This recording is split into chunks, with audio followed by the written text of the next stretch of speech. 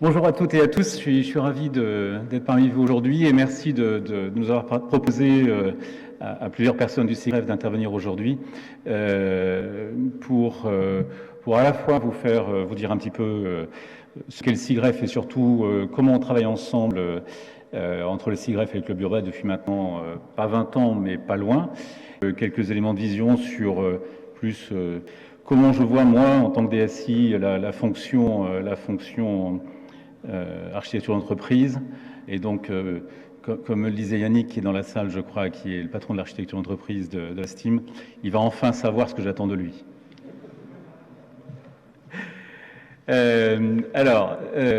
Donc on a avec Michel, on est convenu d'intituler cette présentation l'architecture d'entreprise, la pierre angulaire de la DSI.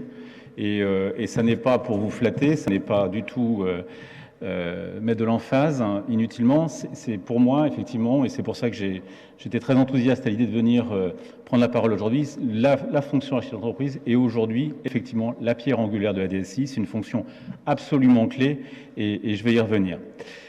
Quelques mots sur le SIGREF, pour ceux qui ne connaissent pas. Donc, c'est une association qui a 50 ans, qui a fêté ses 50 ans, qui a un cas au milieu du confinement l'année dernière. Vous avez la chance de fêter vos 20 ans en pouvant vous réunir en présentiel, c'est super, c'est beaucoup mieux. Et c'est une association donc, de grandes entreprises françaises, à la fois des entreprises et des administrations publiques, qui sont utilisatrices de solutions et de services numériques. 152 membres et un mot-clé qui nous anime toujours, c'est l'indépendance, l'indépendance financière et l'indépendance de l'ensemble de l'écosystème de fournisseurs qui peuvent graviter autour des DSI aujourd'hui. Les trois mots-clés du SIGREF classique sont appartenance, intelligence, influence. Donc on dit traditionnellement qu'on construit la société numérique. L'appartenance, c'est quoi? C'est la possibilité qu'ont les membres du SIGREF, à la fois les DSI bien sûr, mais surtout, et ils sont nombreux, leurs collaborateurs, donc les équipes des DSI, qui peuvent venir participer à différents groupes de travail, différentes séquences d'échanges, pour partager leurs expériences ensemble et croiser leur savoir-faire. Et comme le disait un de nos célèbres ancêtres DSI, qui est malheureusement décédé, Didier Lambert, qui était le DSI d'Essilor, le SIGREF, c'est le seul endroit où je peux dire que je ne sais pas. Parce qu'effectivement, il n'y a pas de langue de bois, il n'y a pas de marketing de tout ce qu'on fait pour dire qu'on est les plus beaux et que chez nous c'est super, en laissant derrière nous tout le bazar. Non, on se dit les choses telles qu'elles sont. Deuxième point, on construit, on publie plein de livres blancs, de prospectives, de différents documents qui visent à la fois à alimenter nos membres, mais aussi à aller sur le troisième levier qui est l'influence. Et c'est un secteur sur lequel on a beaucoup accéléré ces dernières années, c'est-à-dire aller faire de l'influence auprès de notre écosystème, y compris les autorités publiques, sur des grands thèmes dont on considère qu'ils sont clés pour le développement du monde numérique dans les entreprises et les administrations. Alors parmi les grands thèmes que je peux citer, il y en a au moins deux. C'est le cloud de confiance, sur lequel on a beaucoup travaillé et on continue à être très présent autour d'initiatives telles que Gaia-X, et la cybersécurité, où on essaie d'aller faire comprendre aux différentes parties prenantes ce qu'est la thématique de la cybersécurité pour une entreprise ou une administration, en y mettant tous les volets opérationnels et la vraie dure vie de la lutte contre la cybersécurité de toutes les DSI aujourd'hui. Je passe rapidement. Donc chaque année, on a un plan de travail. Là, c'est le plan de travail sur l'année dernière qui se termine en octobre. Et on lancera un nouveau plan après l'Assemblée générale d'octobre. Donc, on mène des travaux dans différents domaines, et ça c'est conforme à notre plan stratégique, à la fois sur le contexte et la stratégie de la DSI et du numérique dans l'entreprise, sur les enjeux technologiques bien sûr, hein, on reste des shops technologiques, mais aussi sur l'environnement, le numérique et l'environnement, sur la cyber, je vous en ai déjà parlé, et un gros volet qui concerne les fournisseurs. Le club fournisseur du SIGREF est extrêmement actif, nos membres sont extrêmement demandeurs, j'y reviendrai. Et puis enfin, un sujet qui a complètement explosé en se développant énormément depuis 18 mois. Les nouvelles formes de travail, la collaboration, tout ce qu'on préparait tous dans nos cartons les uns et les autres depuis déjà quelques années, qui s'est avéré absolument clé pour la continuité d'activité de nos entreprises et nos administrations dans la crise sanitaire qu'on a connue et dont j'espère qu'elle se termine. Les grandes préoccupations de la rentrée au SIGREF, et on était en séminaire il y a 2 semaines, le premier point, ressources humaines, guerre des talents. Donc c'est clair, c'est officiel, tout le monde le dit, on est de retour à une guerre des talents absolue sur le marché. La crise sanitaire a renforcé ça. Nous cherchons tous des compétences dans toutes les entreprises, chez toutes les ESN. C'est un axe majeur et ça va durer longtemps. La sécurité numérique, la cybersécurité, c'est bon, je pense que maintenant tout le monde sait que c'est un enjeu pour tout le monde. Alors tout le monde le sait maintenant, il y a 5 ans ce n'était pas le cas, mais par contre est-ce que tout le monde sait faire et est-ce qu'on est hors d'eau? Non, on en est très très loin et il y a encore énormément à faire dans le domaine. La maîtrise de la dépendance vis-à-vis des fournisseurs, donc ça rejoint le club fournisseur, c'est également un sujet de grande préoccupation.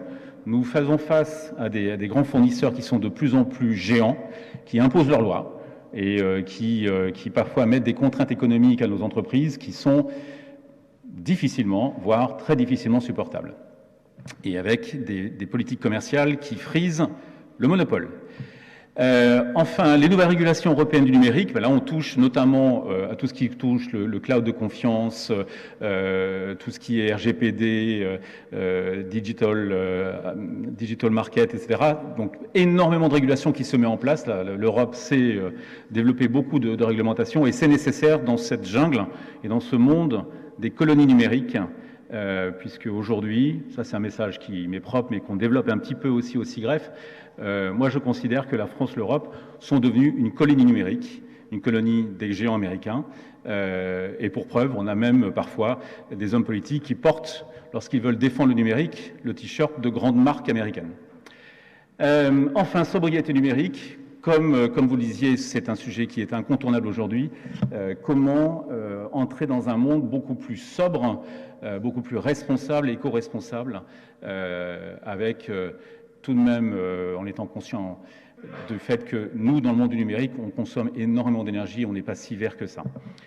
Pour parler un peu plus de ce qu'on fait ensemble entre le SIGREF et le club urbain, donc on a démarré la relation presque à la naissance du club urbain, très vite après la naissance du club urbain.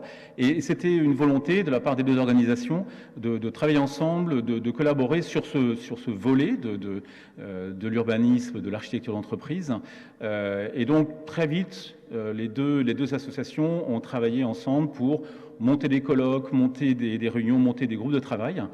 Donc là, vous avez une liste des principales collaborations qu'on a pu développer au cours des dernières années, avec des ouvrages autour de l'urbanisation, des ateliers, un colloque en 2018 sur l'agilité et l'architecture d'entreprise, parce que l'agilité reste un énorme challenge pour tout le monde, mais ça fait maintenant quand même quelques années qu'on est dessus, hein, et puis il faut toujours quelques années pour vraiment maîtriser tous ces concepts. Hein. Et puis à venir en décembre, l'intervention au colloque du SIGREF du club urbain sur le pilotage sur la mesure de l'empreinte environnementale du numérique. Donc des travaux qu'on mène régulièrement de façon croisée et donc certainement d'autres activités à venir. En matière d'architecture d'entreprise également, le SIGREF mène des études régulièrement ou mène des groupes de travail. Donc là, vous avez la liste de ce qu'on a pu faire sur ces dernières années. Le dernier groupe de travail, il est tout frais, il était en 2020 et il planchait sur la stratégie de servicisation du SI. Donc tous les thèmes qui sont très chers aux architectes autour des API et de l'ouverture du SI pour faire en sorte d'avoir un SI qui soit le plus agile possible, le plus interactif possible. Tout ça, bien sûr, avec de plus en plus de cloud. Un point que je n'ai pas mentionné dans les publications du SIGREF, il y a un ouvrage de référence qui est mis à jour très régulièrement, à peu près tous les ans. C'est la nomenclature RH du SIGREF. Donc c'est une bible que beaucoup de gens utilisent, c'est notre best-seller. c'est le document le plus consulté sur le site du SIGREF, donc qui donne l'ensemble des fiches de poste de la fonction DSI au sens très large du terme. C'est un pavé assez volumineux et que beaucoup d'entreprises utilisent quand elles travaillent sur leurs organisations et des définitions de mission. Donc le thème de l'architecture d'entreprise, c'est un thème qu'on travaille régulièrement, soit au niveau du SIGREF, soit entre nous, entre le club et le SIGREF. Un mot que je n'ai pas dit aussi au sujet des groupes de travail, le SIGREF n'est pas un club de DSI. Parfois certains s'imaginent ça. C'est un club d'entreprises, de grandes entreprises ou de grandes organisations au service de leurs membres. Et participent au groupe de travail, ils sont très nombreux, vous avez vu tout à l'heure sur le visuel, des collaborateurs des différentes DSI membres du SIGREF. Donc si, et certains d'entre vous ont peut-être déjà participé à des groupes, si vous voulez, en plus du club urbain, participer sur un thème ou un autre, n'hésitez pas à creuser au sein de votre entreprise, si vous êtes adhérent du SIGREF, à vous renseigner sur le programme. Là, il va sortir en octobre. Et si vous souhaitez participer à un groupe, vous êtes les bienvenus. On a, je ne sais plus combien de groupes, 15, 20 groupes de travail en permanence qui se réunissent tous les mois, tous les 2 mois, selon les groupes, et qui planchent sur différents sujets, dont des sujets d'urbanisme, comme on l'a dit, mais également des sujets très vastes qui touchent à tous les métiers de la DSI. Donc n'hésitez pas, ce n'est pas un club de DSI, ce n'est pas du tout les DSI qui se réunissent, c'est l'ensemble des collaborateurs. On a combien, plus de 200 personnes chaque année qui contribuent, qui participent à ces groupes de travail et qui échangent entre eux. Et je le répète, un point important, et j'arrêterai de faire la pub pour le SIGREF ensuite, ce sont des échanges vrais. Entre professionnels, il n'y a pas de marketing, il n'y a pas de pub, on n'est pas là pour se faire mousser, on est là pour parler entre pros. Je pense que ce que vous faites aussi au niveau du club urbain, et je pense que ça a beaucoup de valeur. Ça permet de se nettoyer de toute la pub, de toutes les tendances, de tous les grands cabinets de conseil qui nous expliquaient plein de choses mirifiques, mais qui ne les ont jamais mises en œuvre. Nous, on est des praticiens de la profession, et comme au niveau du club urbain, oui, on pratique ces choses-là et on partage des vrais retours d'expérience du terrain, parce que c'est notre quotidien et c'est ce qui fait notre métier. Maintenant, pour aller sur quelques mots sur ma vision de la fonction architecture ou mes attentes vis-à-vis de l'architecture. Bon. Alors, pourquoi pierre angulaire? Déjà pour commencer. J'aurais pu mettre plus en face de chaque ligne là. On est dans une tendance de fond qui n'est pas nouvelle, dans laquelle il y a une technologie qui est de plus en plus pervasive. Je n'ai pas trouvé le bon moyen de le traduire. Toutes les entreprises, tous les organismes, et y compris le grand public d'ailleurs, utilisent, consomment de plus en plus de la technologie. Appelez-le digital, système d'information, informatique, comme vous voulez. Cette technologie est en train de pénétrer l'ensemble de l'entreprise et de l'administration ou des grandes institutions, tous azimuts. Et plus le temps passe, plus ces organisations sont dépendantes du bon fonctionnement et de la bonne organisation de la technologie. Si on fait une photo, j'ai la chance d'avoir quelques temps de grise et d'avoir un peu d'expérience derrière moi, si on fait un coup de rétroviseur 10 ans avant, 20 ans avant, 30 ans avant, je n'irai pas plus loin, avant j'étais en culotte courte,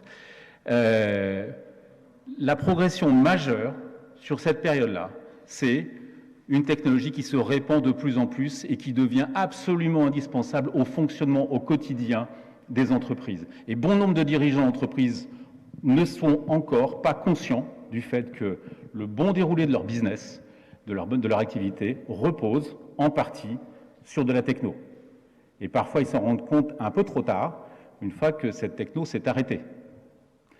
Au passage, c'est le meilleur moyen de faire prendre conscience du fait que c'est important, mais c'est vraiment un facteur majeur.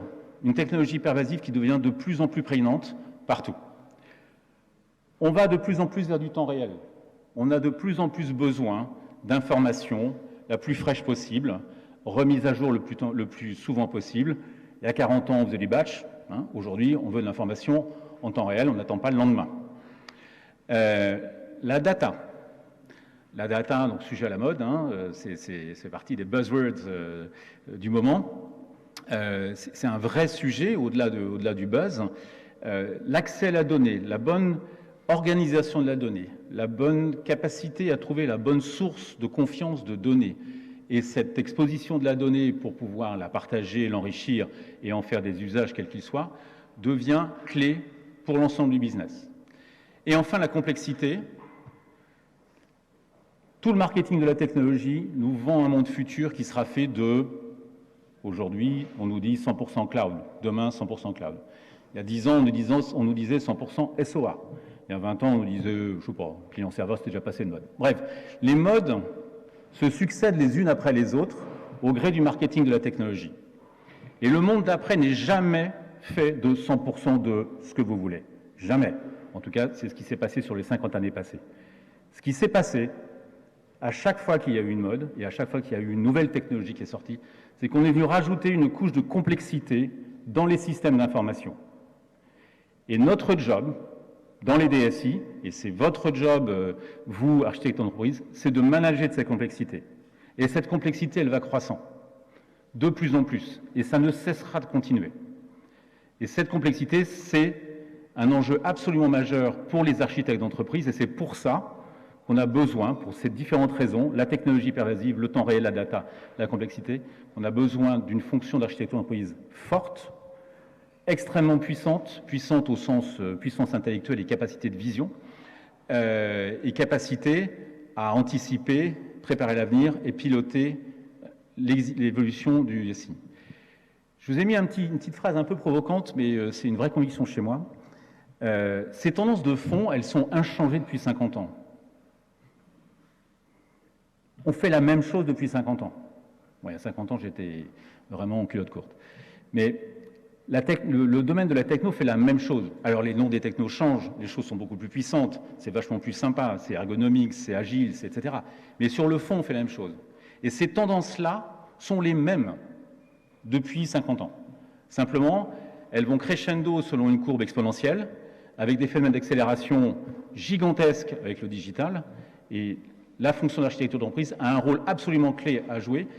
On s'imaginait, il y a 20 ans, qu'on pourrait faire bâtir le SI d'une entreprise intégralement sur la base de l'éditeur, peu importe son nom. Certains éditeurs nous vendaient ça. Et à l'époque, c'était un monde simple. Enfin, on imaginait être dans un monde simple. J'achète le machin à 3 lettres, je l'installe partout, j'ai pas besoin d'architecte. C'est super. Et la technologie m'a tout fourni, et puis tout va bien. Bon, ce rêve-là, c'est un rêve principalement d'éditeur, d'ailleurs, au passage, un rêve commercial. Ce rêve-là, il n'est jamais advenu. Jamais. Parce qu'il s'est avéré qu'il n'y a pas un fournisseur, quel qu'il soit, qui sait couvrir l'ensemble des besoins et des technologies qui sont nécessaires à une entreprise. Évidemment. Même si ça a été la promesse de certains, et Dieu sait si on a pu être nombreux à se laisser fourvoyer dans cette piste-là. Non. Aujourd'hui, le SI il est constitué de grandes plaques, avec certes des plaques applicatives fournies par des grands éditeurs, mais toutes ces grandes plaques, il faut qu'elles interagissent, il faut qu'elles soient correctement organisées, correctement structurées pour délivrer les besoins, délivrer le service et les fonctionnalités dont a besoin l'entreprise.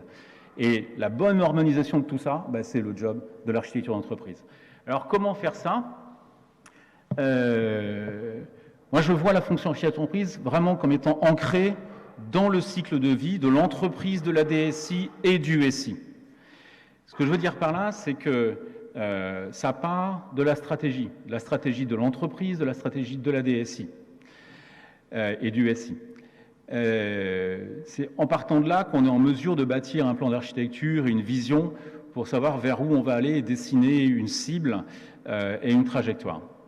Ça passe par les exigences métiers, mais ça passe aussi par les exigences SI, technologiques, techniques, les non-functional requirements, qui sont également importants et qui sont incontournables et qu'on a pu par moments mettre de côté parce qu'en se disant l'intendance suivra, selon l'expression consacrée. Cette intendance, non, elle ne suit pas toujours et si on n'y prend pas garde. Et donc, la vision des deux, à la fois des exigences métiers et des exigences SI, permet de construire un SI harmonieux, fiable, durable. Et puis, dans ce cycle de vie du SI, 3 piliers de base pour moi en matière d'architecture d'entreprise. la gestion de portefeuille projet, qui alimente les travaux d'architecture et l'architecture vient gérer, se met dans ce fil, dans ce flot d'évolution pour définir le futur, bien sûr bâtir une cible et ajuster les trajectoires au fil du temps. La gestion de projet, j'aime bien les projets dans lesquels il y a des architectes, tout le temps. Parce qu'il ne suffit pas de définir une cible ou définir un principe, il faut le guider, la bonne exécution de ces principes durant la vie du projet.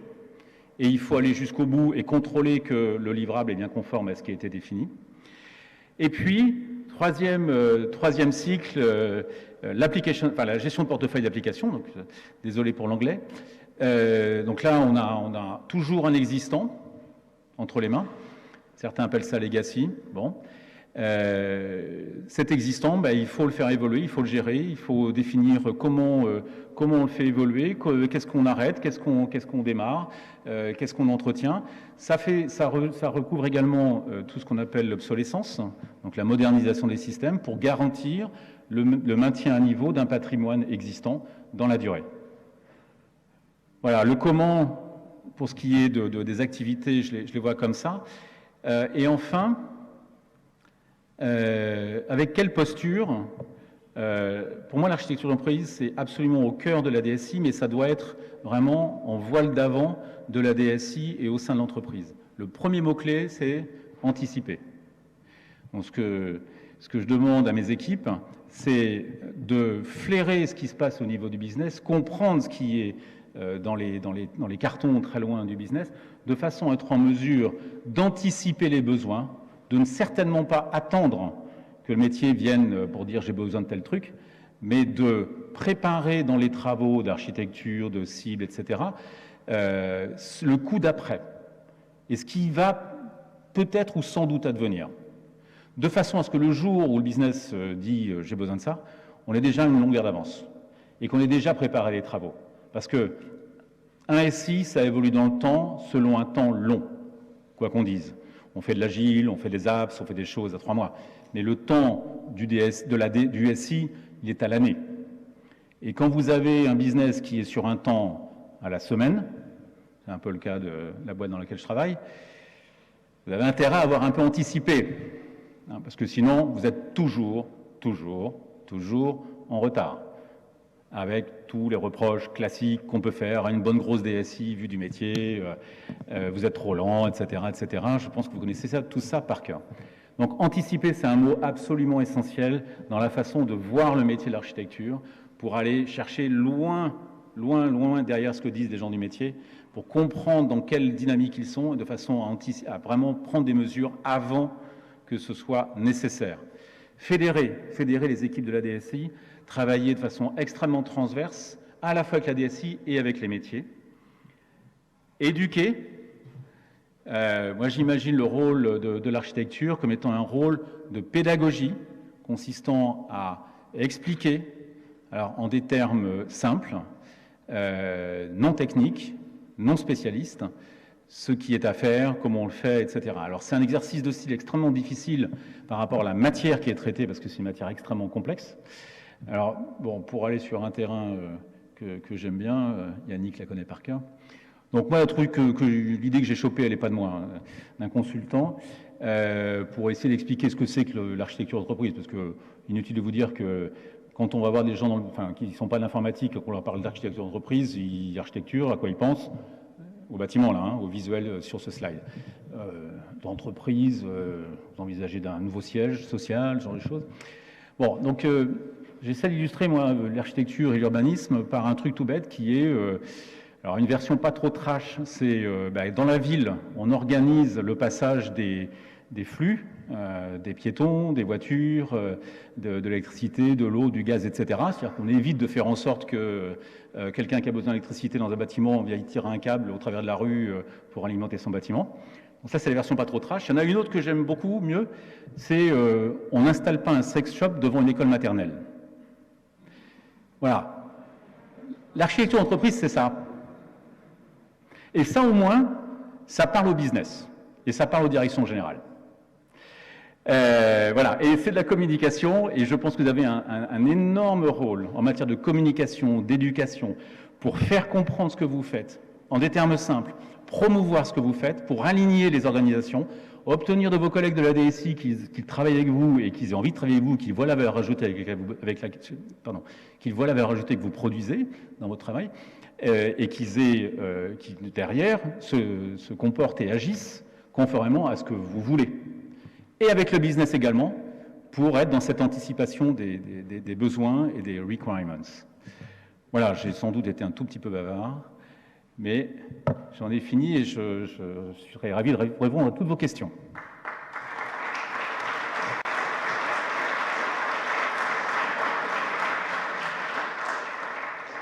Alors toutes, je ne sais pas là maintenant, mais y a-t-il des questions particulières suite à cette présentation? Moi, j'en ai une tout de suite pendant que vous réfléchissez à la question suivante. C'est finalement, pour vous, le principal apport de valeur de l'architecte. Il se situe où? S'il y en avait un.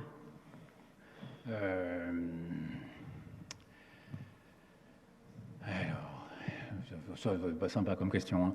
Le principal apport de valeur... alors peut-être pour aller sur un mot-clé que je n'ai pas évoqué, l'indépendance. Enfin, je pense que le positionnement de l'architecture d'entreprise se doit d'être complètement indépendant, agnostique des fournisseurs, des technologies, des intégrateurs. Et je pense que la valeur ajoutée, elle est autour de ça, c'est-à-dire la capacité à guider les choix, les orientations en totale indépendance et sans être du tout influencé par quelques vendors que ce soit. C'est clair. Y a-t-il une autre question?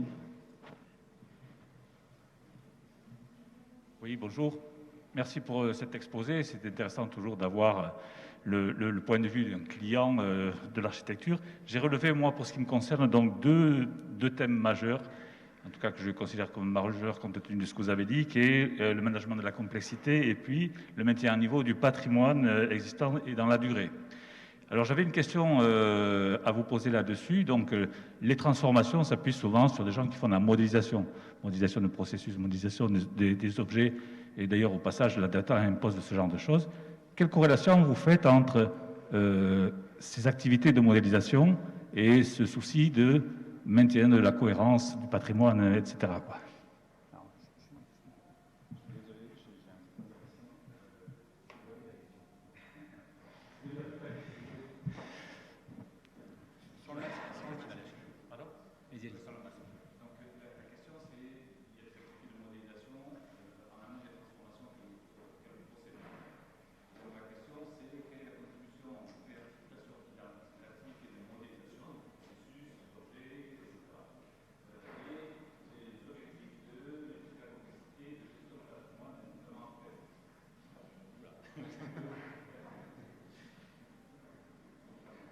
Alors, pardon, je suis désolé, j'ai un petit problème technique.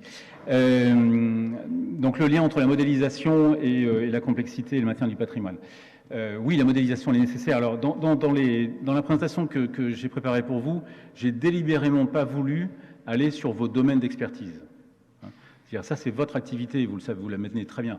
Donc, la modélisation, les référentiels, etc., ça, vous savez ça par cœur. Moi, j'ai essayé d'apporter un regard un peu différent, un peu plus globalisant. Mais oui, cette modélisation elle est nécessaire. Oui, la déclinaison en système, en couches, en différentes couches, dans les couches d'architecture est absolument indispensable. En n'espérant pas atteindre un Graal de la perfection, de modèles qui sont parfaitement calés et qui sont pérennes, parce que je pense que l'effort à consacrer à ça est tellement incommensurable qu'il n'est pas tenable.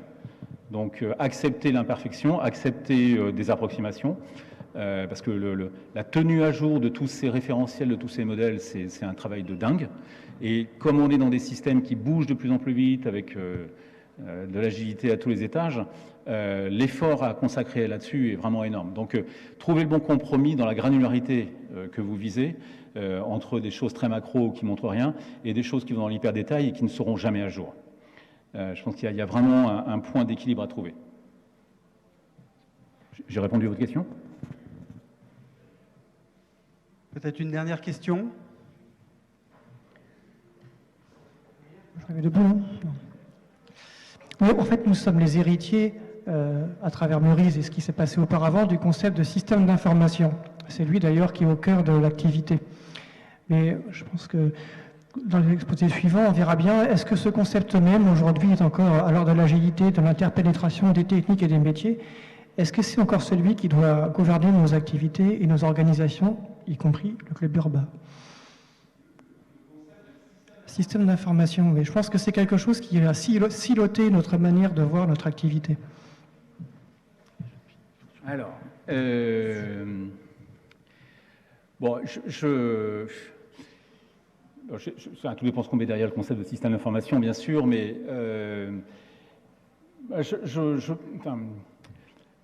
je pense qu'il y a, que l'organisation de ce machin, appelons-le comme vous voulez, est absolument essentielle. C'est-à-dire que on est dans un monde qui bouge vite, on est dans un monde qui parle principalement de la partie émergée de l'iceberg, c'est-à-dire les apps digitales, le look and feel et la rapidité avec laquelle, rapidité plus ou moins apparente, avec laquelle tout ça évolue. Et ça, c'est important, cette vitesse-là. Mais pour pouvoir évoluer vite dans la perception des utilisateurs, il faut avoir en dessous des choses qui soient extrêmement bien organisées, de façon simple et structurée. Dit autrement, si vous confiez la bonne organisation de ce machin, je vais l'appeler comme ça, à un homme de marketing, vous êtes tranquille, hein, dans 5 ans, ça va être un bordel immonde, bien pire que ce qu'on a dans nos entreprises respectives. Parce que c'est pas son truc, il n'est pas câblé pour ça, c'est pas son métier. Il y a un vrai savoir-faire de bonne organisation, de structuration, de process, de système, d'interface, d'interaction, etc., qui est un métier d'ingénieur, voilà. Les ingénieurs ne font pas que des bonnes choses, hein, loin de là, mais il y a un savoir-faire qui est un savoir d'organisation, de méthode, de travail qui est nécessaire. La modularisation et la bonne organisation des briques pour pouvoir aller plus vite. La vitesse au-dessus, si c'est le seul levier, vous allez créer un bazar immonde. Mais je pense que vous le savez tous dans vos entreprises respectives. On a tous des SI existants qui sont plus ou moins bien structurés. Il est très certainement illusoire de viser un SI parfaitement au cordeau. Mais en revanche, on doit tenir quand même un certain nombre de points minimum. Voilà, donc après le mot effectivement, je suis d'accord avec vous. Enfin, si on revient sur même une terminologie différente, DSI, s'il y a bien un échec, dans la profession, c'est bien cette terminologie-là. Qui sait ce que c'est qu'un système d'information dans le grand public? D'accord? Moi, quand je me présente, je vais à un dîner en ville, si je dis que je suis DSI, personne ne comprend. Si je dis que je suis directeur informatique, ça tout le monde comprend. D'accord? Et éventuellement, si je suis directeur digital aussi, ça maintenant, ça marche bien. Mais donc, bon, les mots ont un petit peu leurs limites, mais là, cet organe qui est de plus en plus complexe, qui s'étend de plus en plus et qui est de plus en plus égayé partout, y compris dans le cloud, il nécessite de l'organisation. Et ça, je pense que c'est clé. Alors, une toute dernière question, parce qu'en fait, il y a beaucoup de personnes qui sont dans le cloud, mais en distanciel, et qui posent des questions. Il y en a beaucoup, mais Michel, je te fais porte-parole d'une question. Donc, je vous fais porte-parole d'une des questions là, de nos participants en distanciel. L'anticipation ne passe-t-elle pas par notre volonté à appréhender les capacités du cloud, architecture distribuée, élasticité, résilience? Le questionneur dit que vous semblez fustigé. Bon.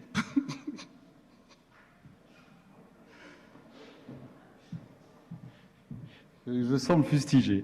Oui, enfin en partie en tout cas. Non, je fustige pas, mais le cloud, c'est une techno de plus. Le cloud, ça apporte plein de bénéfices en matière d'élasticité, en effet, d'agilité et de time to market. Indéniablement. Par contre, il faut aller dans le cloud pour les bonnes raisons. Il y a bon nombre d'entreprises qui vont dans le cloud pour aller faire des économies, baisser les coûts. Je pense qu'il y a 9 cabinets de conseil sur 10 qui conseillent à leurs clients, et pas des moindres cabinets de conseil, les plus grands, qui conseillent à leurs clients, et surtout les directions générales, d'aller dans le cloud pour baisser les coûts. On nous a déjà fait le coup, hein. Il y a 20 ans, c'était l'infogérance pour baisser les coûts. Je ne sais pas si, enfin, 20 ans après, en externalisant, est-ce qu'on a baissé les coûts? Non. On a gagné en rigueur, en industrialisation, en plein de choses, mais pas sur les coûts. Et le cloud ne baisse pas les coûts. Donc aller dans le cloud, moi j'y suis favorable, bien sûr, mais ce n'est pas ça qui va faire qu'on va se passer d'une bonne organisation du SI. Ça enlève, ça permet de gagner en agilité, ça permet de gagner des couches, mais attention, on n'a pas fini là, on est dans la mode du cloud. Mais je fustige tout autant la mode de la SOA il y a 10 ans. Hein. D'accord ? Ce que je fustige, ce n'est pas le mot et la technologie, c'est la mode. Nous sommes des professionnels de la techno, des sites d'information, de l'informatique ou du digital, comme vous voulez. Pourquoi est-ce qu'on se fait tous mener par le bout du nez par le marketing de nos grands fournisseurs, qui nous promet toujours un monde de demain, appelez-le schmultruc, machin, ce que vous voulez. Le dernier mot. Ça fait 50 ans que ça dure. D'accord ? Le monde de demain ne sera pas fait 100% cloud. Et je veux bien prendre le pari, ça n'engage que moi, ce n'est pas un message du SIGREF, mais on prend le pari, on se voit dans 5 ans. Et on verra de quoi on parlera dans 5 ans. Ce ne sera plus le cloud, ce sera autre chose. Et nous, on aura du cloud en SaaS, du cloud en IaaS, du data center en interne, de l'hybride, du machin. On aura rajouté un composant de plus dans nos patrimoines qui s'appelle du cloud. Et puis on sera en train de courir derrière la dernière technologie qui sera, je ne sais pas laquelle, le Edge, ou je ne sais. Mais voilà, donc je ne fustige pas le cloud. Ce que je fustige, c'est en revanche le marketing de la techno et le fait qu'on a tous un peu tendance, nous, dans toutes nos DSI, à être un peu mouton de panurge et à suivre le dernier mode, ce qui est très bien, hein, il faut se tenir au courant, et il y a plein de choses bénéfiques dans les derniers modes, mais il ne faut certainement pas s'illusionner et imaginer que c'est le monde parfait et que c'est un truc qui va être génial. Vous allez voir, le jour où les fournisseurs de cloud, parce qu'ils considèrent que vous êtes une entreprise ou une organisation pas respectable, vous fermez les vannes. Vous avez lu les nouvelles au sujet de Pegasus. Bon, on verra. Donc, non, je ne fustige pas le cloud, mais par contre, attention, il n'y a pas de monde universel. Ça fait 30 ans qu'on nous... Enfin, moi, ça fait 30 ans que je travaille, ça fait 30 ans qu'on me l'a fait, quoi. C'est bon, on va pas me la refaire. Merci beaucoup. Merci, on peut vous applaudir.